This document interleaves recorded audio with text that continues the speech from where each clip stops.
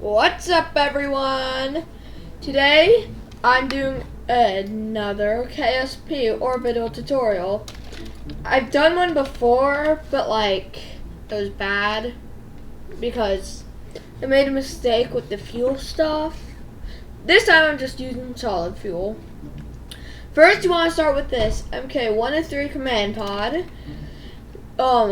Grab it and press Q, and then go up a little because we're probably gonna need it. Then scroll in because you need to be able to see it better. You can choose any flag you want. I went with my logo because I can.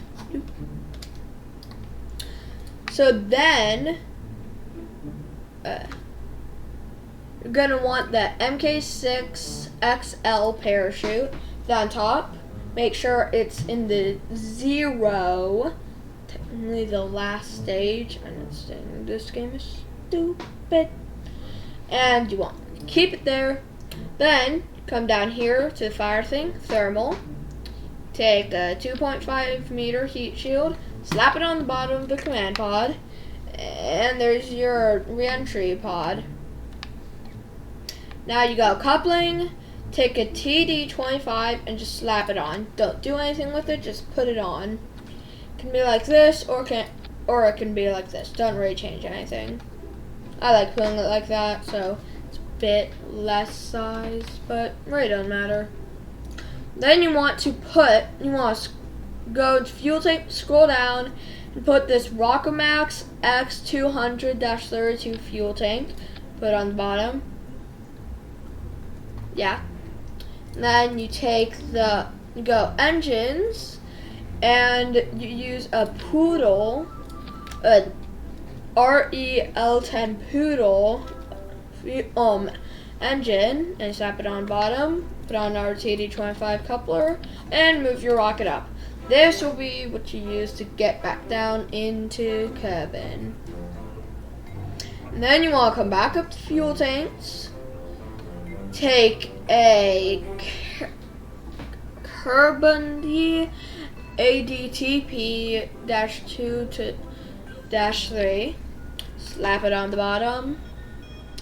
Then take a Kerbin S3-3600 tank, put it there. You want to cut engines and use the Kerbin KR-2L plus Rhino. Put it on the bottom. Move your rocket up. Then you want to scroll out because this rocket is getting big. You want to go in coupling and get a TD37 decoupler. And that's your second stage. Now over here in the staging, you want to put these together and these together, these two together, and that's your staging for right now. And you want to add a Kerbin S3-14400 tank, put on the bottom. Then once again, you never mind, ignore the rhino thing. Then you want to add a S3KS 25x4 Mammoth liquid fuel engine, put on the bottom. Lower your rocket this time because it's shorter than I really expected. Then you want to come down coupling, get the TT70 radial decoupler. You want to press X or come down here and click on that little circle. You want to put them right on the square on the sides. You come over to engines, go all the way down, and you get the Pollux, because it's kind of a small rocket.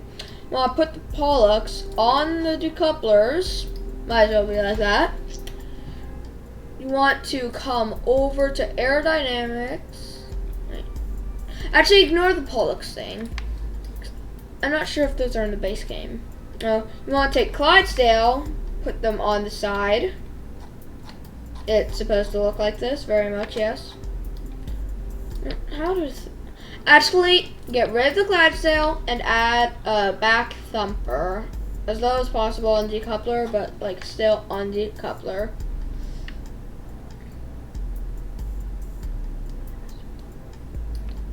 Then you come over to aerodynamics. You place two notes. You take the advanced nose cone type A. You put on top of those boosters. We really don't need much in the boosters. You make sure you take the mammoth and you put it down with those boosters, because these boosters won't be able to carry this by themselves. You want to come over to structural, which has the big crane. You want to take struts, the EAS4 strut connectors. You want to put them on the side of the booster and attach them to the main rocket. You want to take some more of them. Do the same thing on the bottom.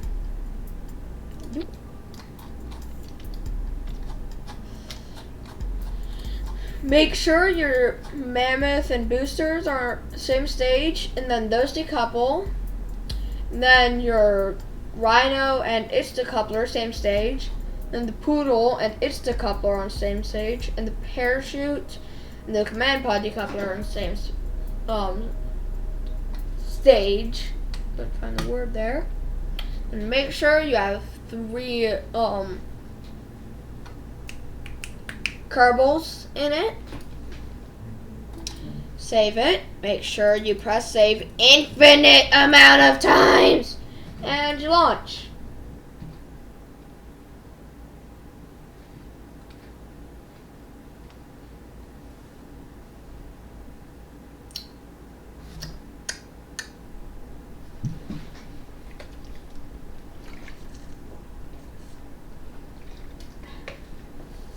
Okay, then you want to press T, hold shift until that little dial on the bottom, this one here, is all the way at top.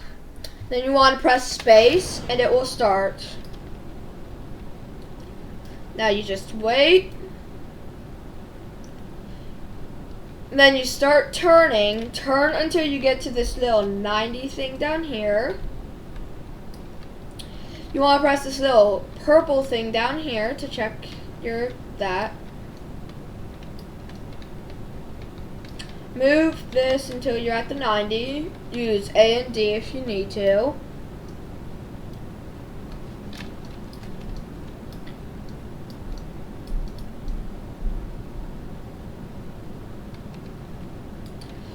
Once you see down here that those are now fuel and that happens, press space again and detach those. And then down here, once you see that's at least 75 kilometers, that's when, or like at least 70 kilometers, that's when you want to get rid of it. Then you press space again, and you'll just have that top space. Now you want to come up here and do 4 times. Then you want to press the little prograde ring. Make sure you're going forward. My Apple axis is at 74,000 meters. So right as you hear the music is when you'll want to start your burn if you have it low enough. Yeah, right there. That's when you'll want to start the burn. Look down here, the Apple axis is rising, and so is the periapsis. You want the periapsis to be at least 70,000, well, just 70 kilometers. Then you just keep burning until it's at that. You can press M and look at the map. Really won't help you much. Apple axis may rise a lot too, but like, who cares about that? We just need the periapsis above 70K. Even if that happens, keep burning until you see down here it's above 70,000 meters. I mean, kilometers or kilometers, normal people would say. And then right as that happens, you can end your burn and you press space. Then you can go up to 100,000 times. It will slow you down, but that's just because you're getting very close. Kerbin. Then whenever you want, you can press this little retrograde thing and it will automatically turn around. If you want, you can press RCS, which will make those turn on, but you don't need to because small rocket. Then you can hold shift again and start deorbiting. This stage ain't doing very good. And also, like, I have a high apoapsis, but I have plenty of fuel for this inefficient stage. So, yeah. I'll get this to around 50,000. Look at the map, see how the apoapsis is lowering if you're near the periapsis, see how the periapsis lowers if you're near the apoapsis. Also, you name this whatever you want. I forgot to name it personally. Whoopsie doodles. But like, if you notice that there's a name thing, you can name it.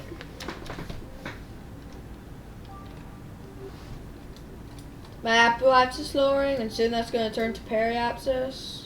Yeah, see periapsis moving over there. This can often be a really long burn, but sometimes it can also be like really short.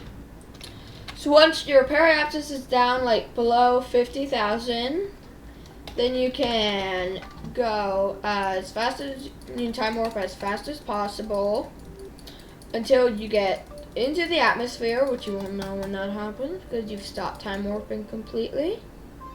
And cool, the mini ISS. And something else. Then it'll automatically turn itself retrograde. You can turn it however you want. Oh my god, what did I do? And then you can enter the atmosphere and your thing practically explodes. Thank god the Kraken didn't get it this time. And you can just wait, time warped if you want, until you see some red stuff going across the thing. That'll only happen around 50,000 meters. So, like I have plenty low periapsis, so it'll be fine.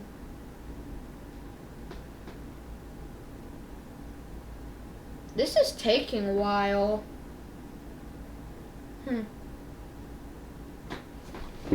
It should start any second now. At 51,000. Oh, there it is. And then once all of this happens, press space. The heat shield is here so that your Kerbals don't die. So that will happen. And then this will happen, which means you're fully in the atmosphere, and you'll see your periapsis is down below the ground. And now it's just a waiting game. Parachute will automatically deploy thanks to the staging, and if you did the staging wrong, just press space more times. I did the staging right because I made this tutorial. And by the way, da means yes in Russian. I just like saying da more because it's slightly shorter. I know, same amount of syllables, but like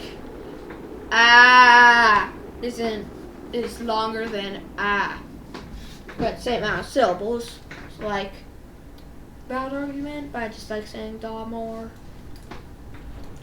See, your parachute automatically deploys about 15,000 meters. And if you look at it automatically, it'll fully deploy at 1,000. I know it's going pretty fast, but trust me, G-forces go up and the craft slows down. And you just wait, and you wait, and you wait, and you wait. And boop! That may explode, but that's just because of the parachute. It's a weaker one. Then you just come up here to where it shows your altitude, press recover vessel, and you wait until the black screen is over. I have a lot orbiting, that's why it takes so long for mine to load. Like seriously, I have over 200 crafts up there in the sky. Now I'll show you this screen. You press done, and you can go back into the VAB, and if you forgot to name it like me, you can name and save the craft. So let's do that. orbiter. Save. And yeah, that's the tutorial. Thank you all for watching. Make sure to like and subscribe, and if this helped you, leave a comment down below. So, bye!